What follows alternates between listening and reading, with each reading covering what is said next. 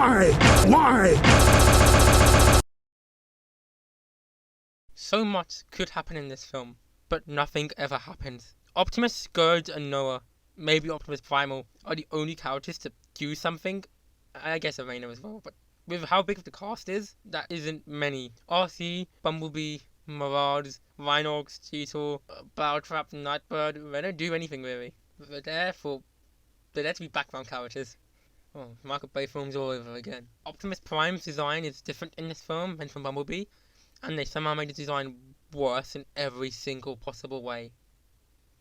I don't really see a way to improve upon the Bumblebee design, but they didn't have to make it worse. It's weird how different it looks. Like, the change they made to it make no sense.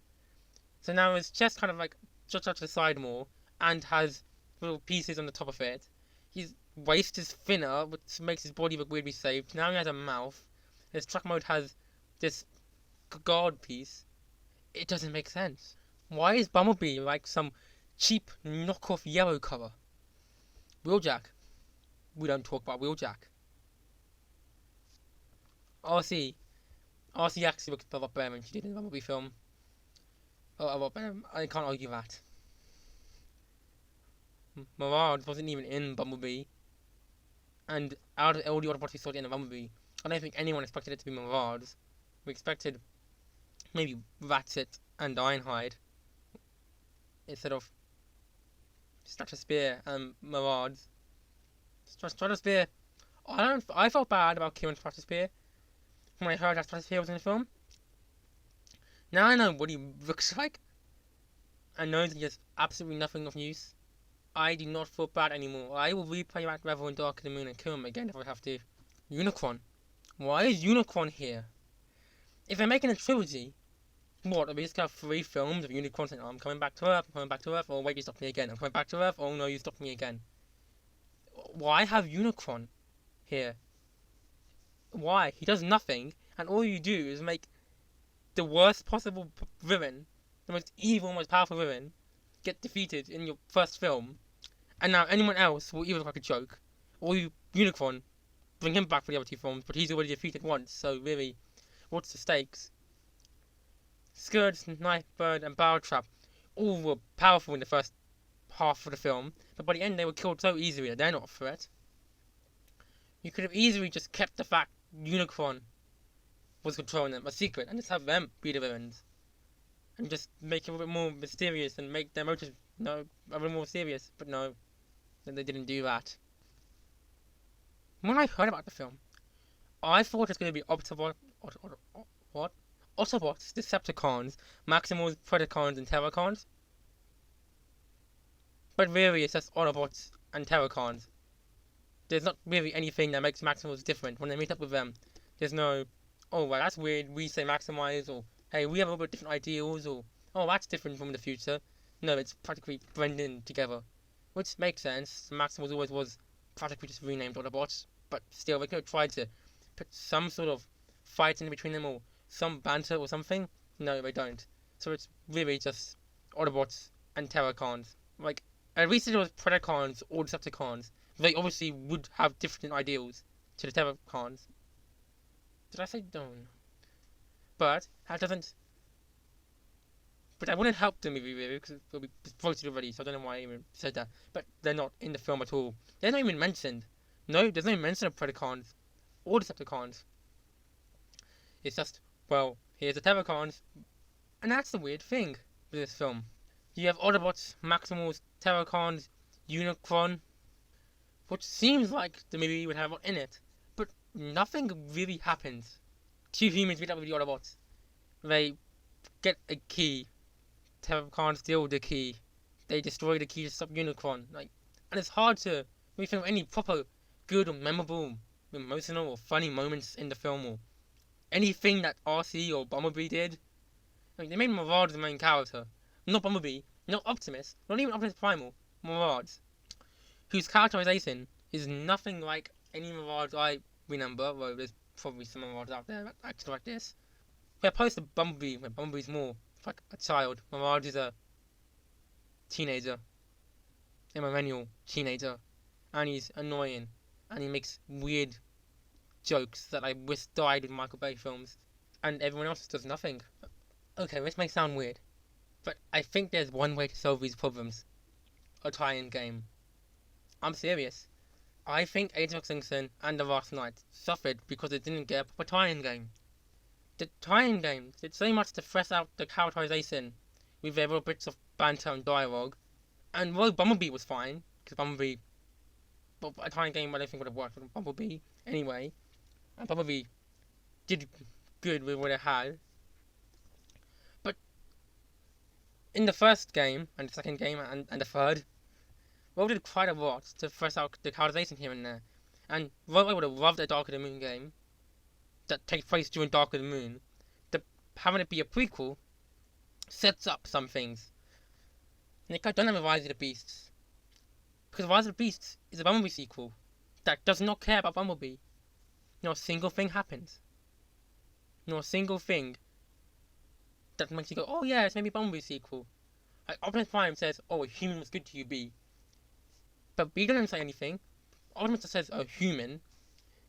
And no one, if you didn't watch Bumblebee, people would not know about the first version of Bumblebee. And people who did watch Bumblebee probably see that and go, oh yeah, it's maybe a sequel to Bumblebee. I almost forgot because the movie does absolutely nothing.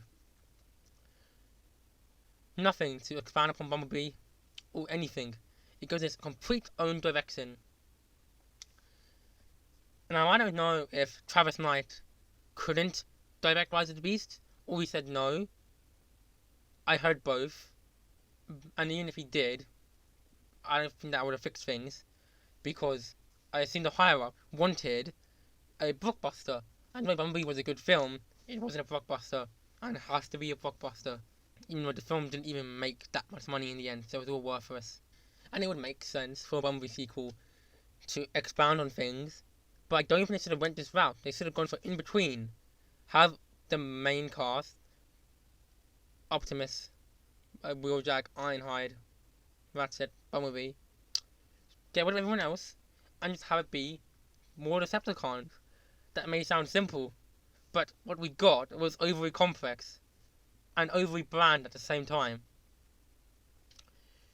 The Michael Bay films may have not been very good films, but they had top tier sound design, top tier CGI, top tier music, and the voice acting overall was pretty good. But we have Peter Cullen, and it's amazing.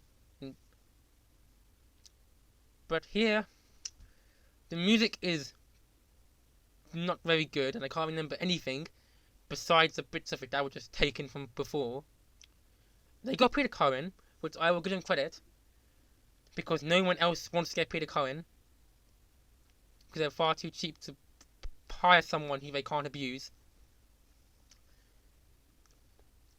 Ron Perlman did a absolutely awful, terrible voice in Power of the Primes, but here he gives a very good Optimus Primal voice. It's not Gary Chalk, but if Ron Perlman had to voice him again, I would be completely okay, if not happy. But everyone else, I don't really know. The CG here is worse than the 2007 film, where it's probably still some of the best CGI we've seen all year. The sound design is pretty good at times, but the film just doesn't feel right. The Michael Bay films may have been all of that, plus some other random things, but they had good moments. Actually good moments.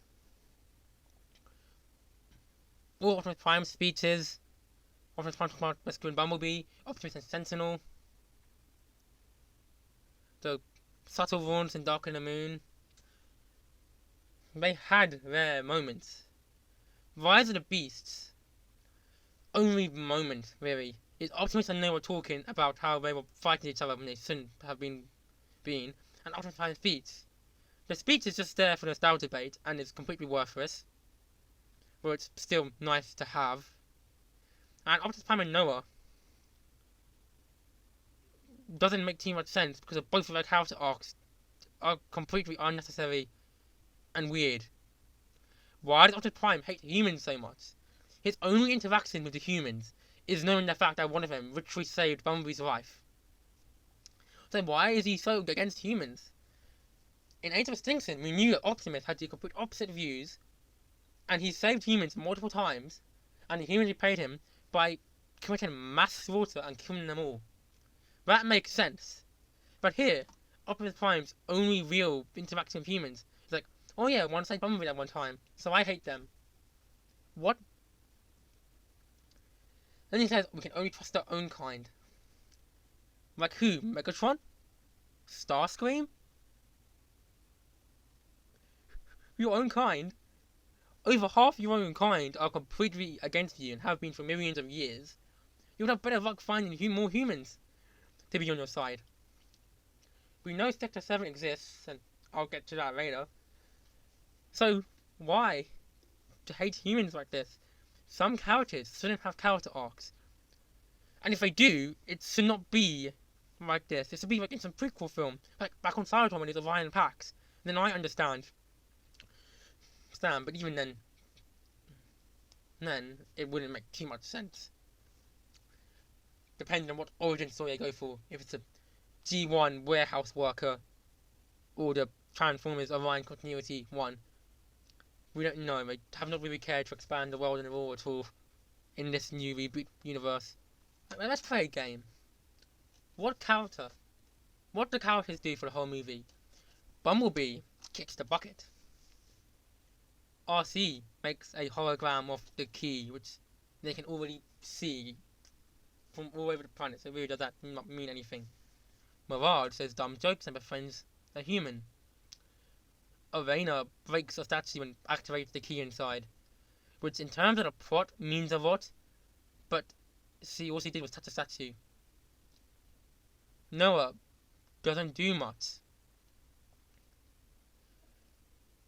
Wheeljack looks weird and doesn't do anything. Stratosphere registered what's travel, which again kind of means a lot, but also isn't much. Air Razor doesn't do much at all besides saying the key. They don't have the key. They only have half the key, which is entirely stupid in itself. So that's not even good. Cheetor and Rhinox do nothing. Cheetor and Rhinox don't do anything. Optimus Primal takes them directly to the other half of the key. Nightbird and Battletrap don't really do anything. Scourge is there to be threatening. Oh yes, I forgot. Battletrap and Nightbird do something. They get slaughtered. Scourge activates the key, then gets killed. Unicron does nothing besides make Scourge look an idiot. Optimus fights Scourge and Optimus kind of gets him to go after the key. That's it really. That's not a lot. The characters don't do much. And the movie lacks any of the little worthless scenes that don't mean much in the grander scale to give them any characterization. The only one that had good characterization was Bumblebee, and they killed him off. Just to make Mirage the main character. Like, there wasn't Mirage was the main character, and they killed off Bumblebee. Why make Mirage the main character? And do a fake out death of Bumblebee just to achieve that? What? Was it a deal with Porce? Is that why Mirage turned into Jazz Assault mode? Or because of car deals? Is that the reason? I don't know. It's the only thing that makes sense, because I don't know why you'd want to do that. The movie's 7 point is you can see the Maximals in live action, but they don't do anything. You don't even get a good shot of Rhinox or Cheetor in their robot modes, and Air Razor doesn't transform at all. So really, like, it's not like this isn't a Disney live action remake. It's not, wow, look at it live action. Yeah, I'm sure a lot of people, including me, wanted to see this. But you can't really sell a movie on, look, it's CGI Maximals. And even if you could, you have to make them do something. Where's my purple dinosaur? Well, where? There's not even a mention of the Predacons either. Maybe it may be worth it if there was a purple dinosaur, but there's no purple dinosaur. Nobody supports Megatron at all. No mention of Megatron at all in general. Just no mention of anything in this film, actually. They don't mention anything at all. Besides what's happening, we know nothing else. Optimus wants to go back to Cybertron. That's it, that's all we get on that. And that's it. Whatever else happens in the film, what's directly happening, is the only thing we get. We don't know anything about the past or anything about the Maximus Save the Future. Or anything's happening elsewhere. It's just, these are the events that are happening. We want to get back to Cybertron. A lot of people said, when Bumblebee came out, and disappointed the Michael Bay films ended. And I think a lot of people who were happy with Bumblebee were happy because it was different. When we're now butchering the Bumblebeeverse, was it really worth to just not finish off the Michael Bay films? We could have just given Michael Bay films a good conclusion. The first film and the third film proved they could make good movies. The 07 film and Dark of the Moon were actually pretty good films for what they were. And if they couldn't finish that off, what is the point of going back to the old ways and now just making discount Michael Bay films that don't even reach that level?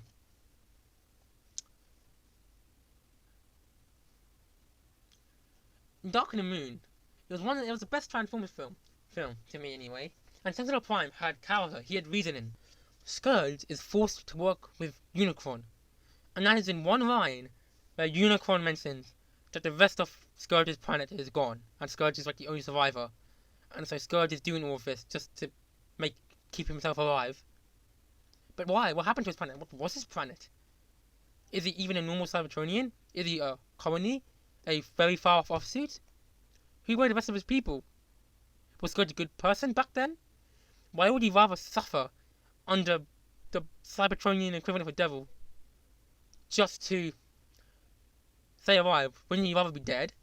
I mean, Galvatron and Nemesis Prime in the Netflix show, they clearly didn't like being with Unicron. Galvatron G1 didn't like it either, nor did Transformers Prime Megatron. So, why would Scourge want to stay alive? Does he actually want to serve Unicron? Does he agree with killing all these planets? We don't know. There was potential there, but we'll never know. Even when they mentioned that Scourge can't die, so Unicron will probably just revive him in the next film. Maybe we'll find out then. But they should have done it in this film. This film should have set that all up. We should have been told of this. But we weren't. The entire ending is a rust mess because they didn't want the old ending, so they just suddenly rushed off a new ending and chucked in the Violet Earth, chucked in Optimus, chucked in the speech, chucked in the Autobots theme, chucked in Marauders dying and then not dying. What was the point? You made the film worse just to add in nostalgia bait. With this ending, it's not a conclusive ending, but there's nowhere else to go from here. And now nothing really happened in the film. Prime doesn't die, Mirage doesn't die, Bumblebee doesn't die. Like, if you're gonna have to rush an ending like this. At least in Dark of the Moon, the original ending of Dark of the Moon may have been perfect, may have been brilliant, may have been the best thing ever, and it was. But at least with the alternate ending that they went with in the end, which was again a last minute change that was not done with quality in mind, you still had the city destroyed, and the humans questioning the Autobots, which, like it or not, went into Age of Extinction and The Last Knight. Were Age of Extinction and The Last Knight good films? I don't think so, and I'm pretty sure there's not many people who like The Last Knight. But that's not Dark of the Moon's fault. Here, they're like, oh, Unicron can come back, he's just trapped. But why is he trapped? Why can't he move on his own? How did he even get to the Maximals planet? He didn't have a portal then. In fact, he went there to eat the planet and get the key. But how did he travel there? And if he could do that, why can't he just travel everywhere? Why does he need a key? Make life easier? Is it because the gap between galaxies he'll die? The gap between solar systems is too much for him? Wouldn't that make him look like a joke? I don't understand this film. I know I'm hating on it, but it's an okay film overall. But it is just strange. And I hate it more because now we can never get a Bumblebee sequel. Because this film is meant to be the Bumblebee sequel. I hope they get their act together for the sequel, even though I don't think they will. And that's why the video has why in it. Why is Optimus Prime's design changed? Why did they not make another reboot? So many people thought this film was a reboot of the reboot when the trailers came out, because there's nothing in it actually made it like a Bumblebee sequel. Why is Unicorn here? Why are the Maximals here? You want to make a Maximal film? Make a Maximal film. Make a theme film on Beast Wars and Beast Wars alone, instead of making them just there for marketing. Why was the film's ending changed to this? Why does no one actually die? Why does no one do anything? Why is there no characterization? And why? Why do I even dare to think of a G.I. Joe crossover? That card, they could have put Sector 7 on it. Why G.I. Joe? Nothing makes sense. Not a single thing they've done has made any sense. Oh, I'm sorry. I forgot. Optimus Primal. I'm sorry. Optimus Primal said maximize in the film. We got a CGI monkey saying maximize. 10 out of 10 best film ever sold in million tickets. Except, I only watched Beast Wars a few years ago. And that's not what I wanted. I never wanted a Beast Wars film. I liked the characters in Beast Wars, but I never really thought they could make it work. And Optimus Primal, just having him there, having him say maximize, isn't enough for me. And I know it's enough for a lot of people, but I don't love Beast Wars as much as other people, but I still think it's a good story. And now we have to question, well, if they're still trying to make this some weird reboot prequel, where are they in the 07 film? Where are they in The Last Knight? Where is anyone in the Michael Bay films from these films? How did Mavard get completely different? How did Will get completely different? Like, why are they trying to sell this as a reboot and a prequel at the same time? You can't have a complete reset and a prequel at the same time.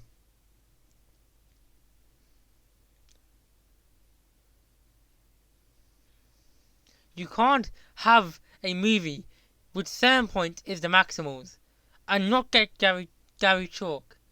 As good as Ron Perlman is in this movie, if your selling point is going to be, hey look, it's the Maximals, do you kind of need Gary Chalk to make that work? And the characterization and the Maximals have no characterization, so they're not really even the same likable characters from Beast Wars. Optimus Prime. So what is this? So when Optimus says freedom is of all sentient beings, we're just meant to think that, oh yes, when he says that, he's thinking about Noah. He's thinking about Arena when he says, I've seen good in them. No, that was never the plan. That is not the plan. That was never the plan. Stop this. Stop doing this. Transformers can be better than this. It should be better than this. If I have anything more to say, I think I'll put in a different video, just to split this up and make it less of a pain for anyone to watch. So I don't think anyone wants to listen to my voice for this long. Please like and subscribe. I don't like saying that. That's why I kept it to the end of the video. See you next time. If you ever watch a video of mine again, that is.